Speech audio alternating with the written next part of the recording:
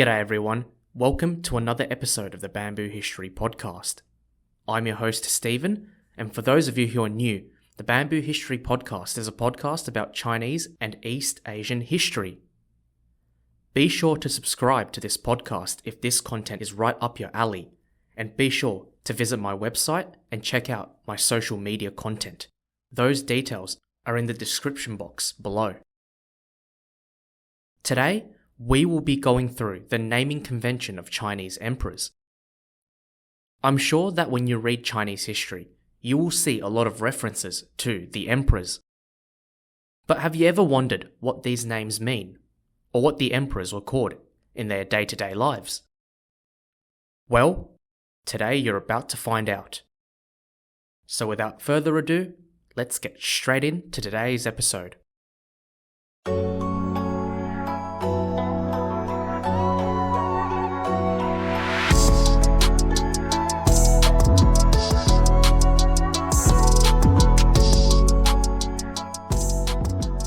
If you read Chinese history, you might notice the different ways a Chinese emperor is referred to. For example, you might read or hear the following: Emperor Wu of Han, Qin Shi Huang, Taizong of Tang, Kublai Khan, or the Wan Li Emperor. Each of the above emperors' names are different types of names that were given to emperors. Simply put, an emperor has multiple names, each with a specific purpose. Let's take Emperor Wu of Han as an example. His family name or surname is Liu. His given name is Che. His courtesy name is Tong. More on that later. His posthumous name is Wu Di or Xiao Wu Huangdi, which is where the English reference of Emperor Wu of Han is derived from, and his temple name is Shizong. A lot of names, right? And it varied over time, as well as by the ethnicity of that emperor. It's important that we go through the naming convention of Chinese people in general first. Chinese people have a family name or surname, which is an easy concept to understand, particularly for Westerners. Some common surnames in China are Li, Wang, Zhang, Chen, and Sun. Way back in the day though, Chinese surnames were split into clan names and family names, called Xing and Shi, but they were eventually merged into one. Like Western culture, Chinese people are also given a given name, which is usually 1 or 2 characters, sometimes even 3. But what's different is that traditionally, Chinese people, when they became adults, were also given a courtesy name, or known in Chinese as zi. Courtesy names were given right up to the early 20th century and was primarily used in formal settings or to show respect to that person. So, let's use the first leader of the People's Republic of China, Chairman Mao Zedong, as an example. His surname is Mao, his given name is Zedong, but his courtesy name is Runzhi. Hence, Mao Zedong could also be known as Mao Runzhi. It's important to understand that these naming conventions are for the Han Chinese, who are the majority ethnic group of China, and that naming conventions, and consequently the names, will be different for other ethnic groups, most notably the Mongols. So, going back to Emperor Wu of Han's name.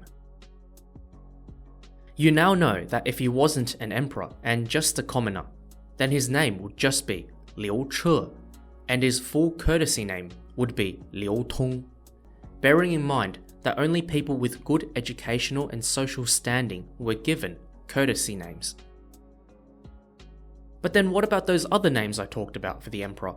You know, the posthumous and the temple names. Well, this is where things get interesting.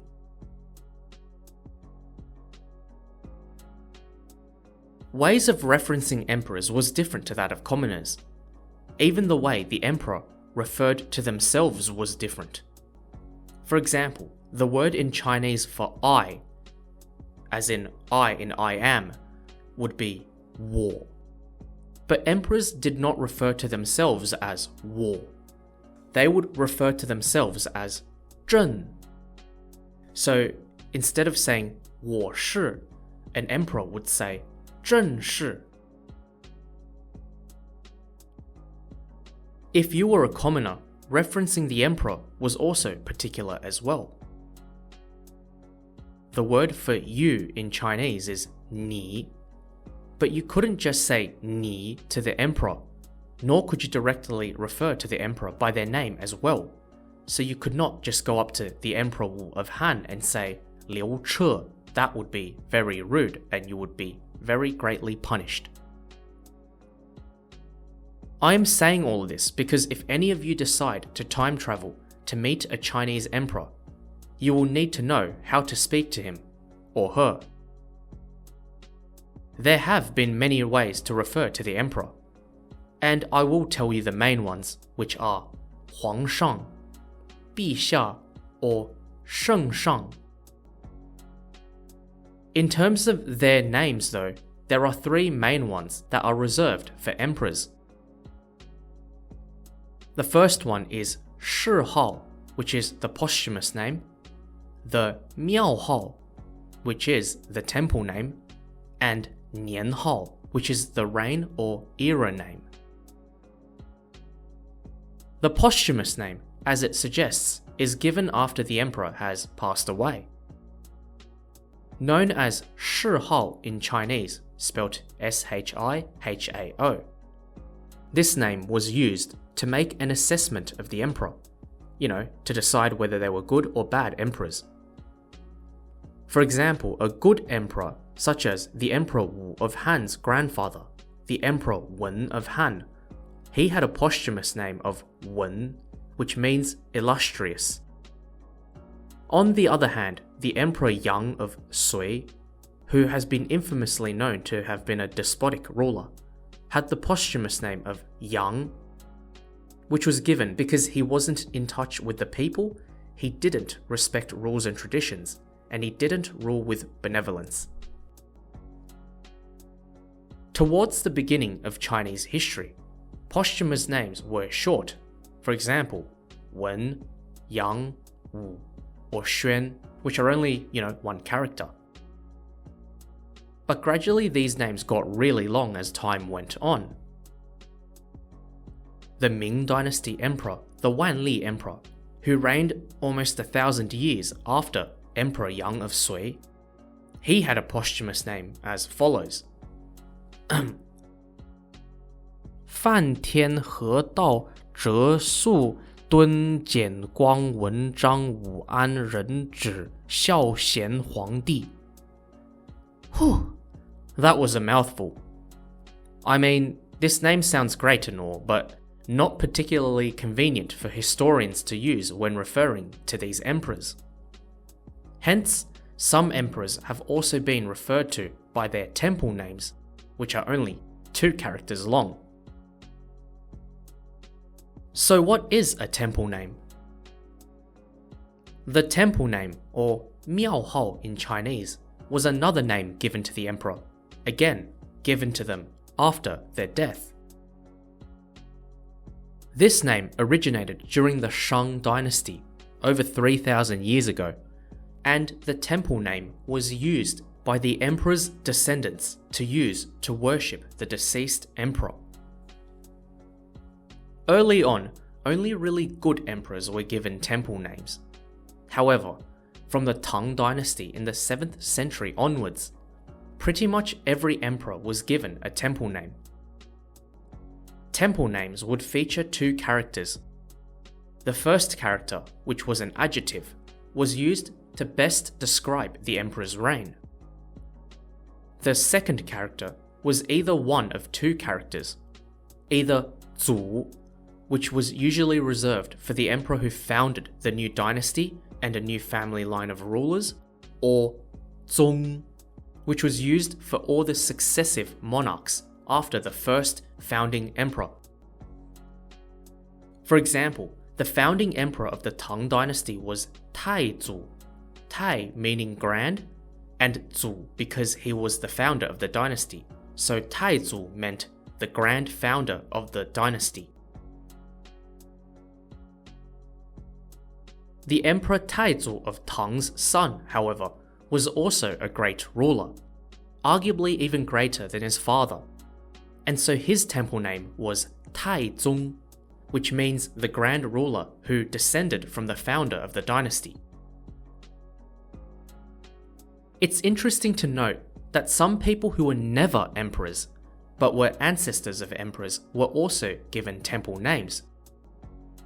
The Hongwu Emperor, the founder of the Ming dynasty, bestowed the temple name of Renzu to his father, who wasn't an emperor, who was never an emperor, and who was in fact just a lowly peasant.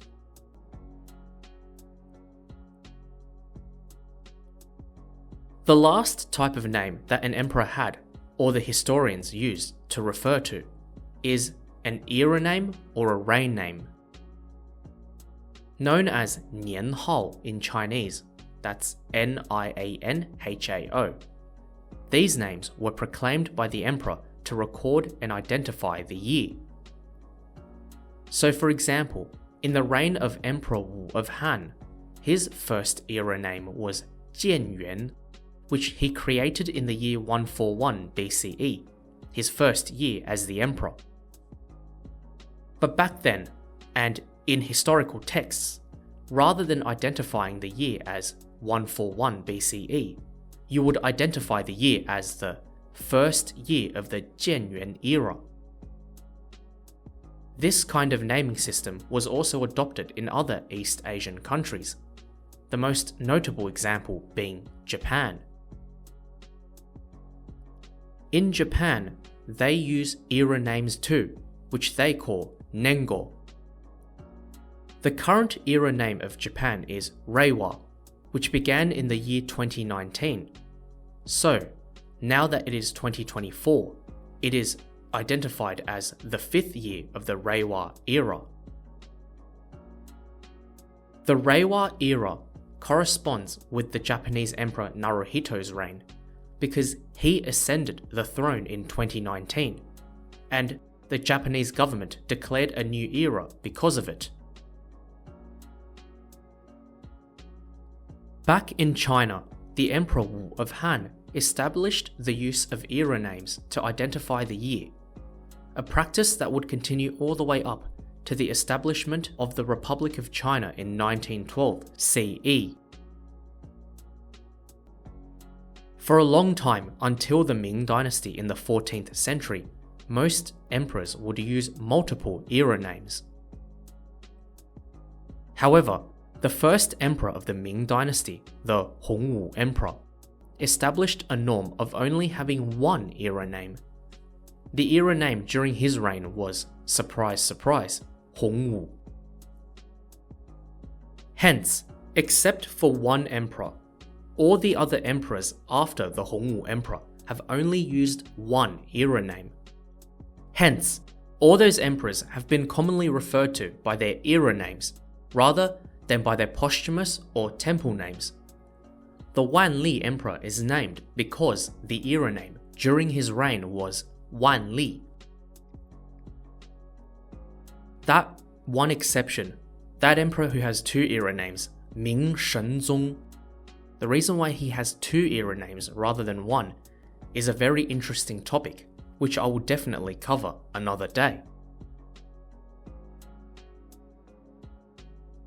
It wasn't just China that had this naming system. Neighbouring countries also adopted it as well.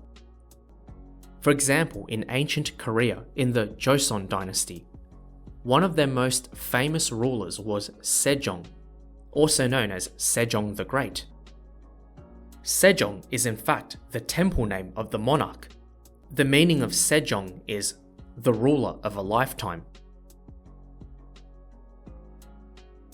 In ancient Vietnam, Lê Thánh Tông, arguably one of Vietnam's greatest emperors, had the temple name Dangdeng, and the era names used during his reign were Guanghuan and Hongde.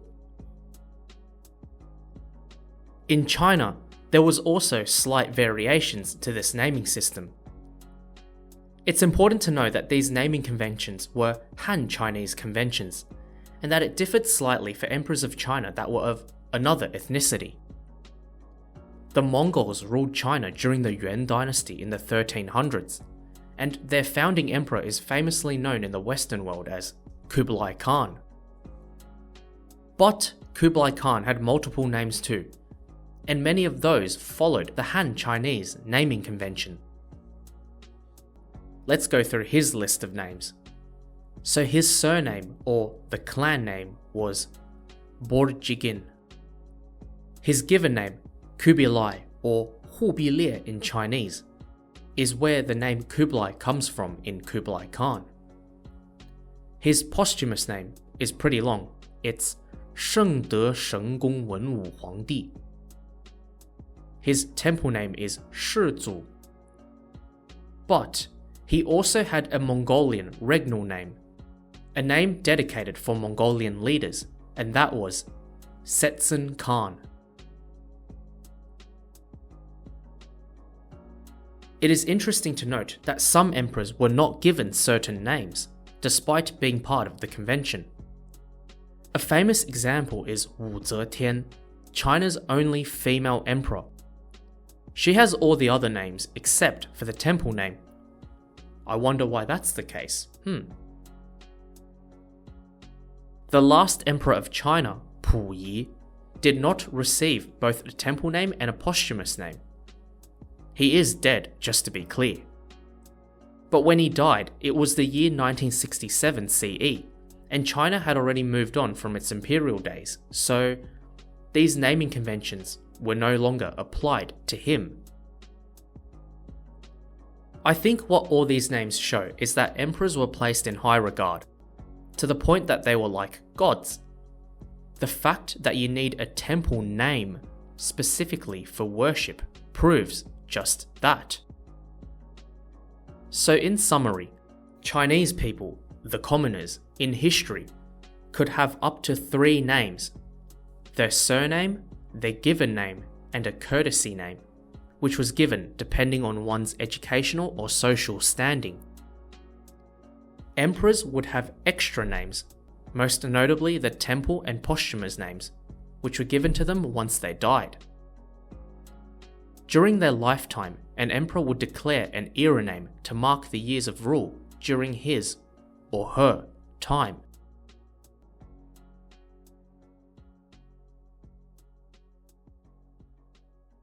So yeah, that's it. That's the end of another episode, and the last episode for the year. I hope you found this video educational, and that next time when you read Chinese history, you'll be able to figure out what the Chinese names are and what they mean. Remember, before you go, don't forget to hit that subscribe button to follow my podcast and check out my website and my socials. If you want to reach out to me for suggestions, feedback, or just to have a chat, you know where to go. Just find me on my socials or email me. I'll leave all those details in the description box below. Okay, it's time to go now. Thanks everyone for tuning in to today's episode.